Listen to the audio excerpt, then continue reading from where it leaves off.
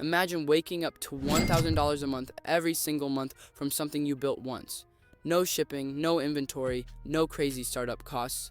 Today, I'm showing you exactly how you can do it by selling simple digital products, even if you're starting from scratch. First off, what are digital products? It's anything you can sell online that's delivered automatically. Things like ebooks, templates, printables, courses, guides, even simple checklists. You create it once, upload it to a platform, and people can buy it again and again while you sleep.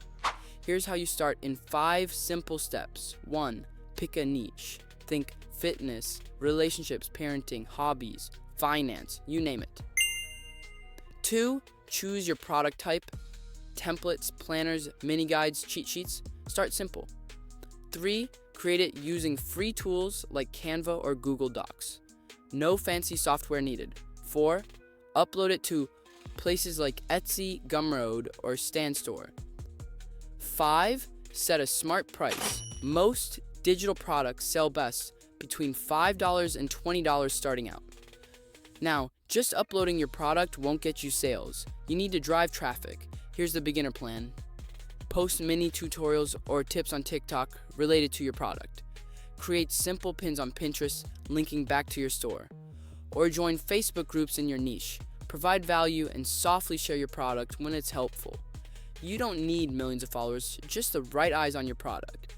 Let's break this down real quick. If you sell a $10 product, you need 100 sales a month. That's about 3 to 4 sales a day. If your product is $25, you only need 40 sales per month. That's just a little over 1 sale a day. It's way more achievable than you think once you have a few products up. Your first $1,000 starts with launching your first small product. You don't need it to be perfect. You just need to start. If you want me to walk you through creating a product from scratch in real time, make sure to subscribe, because the next video is going to be a full step-by-step build with me.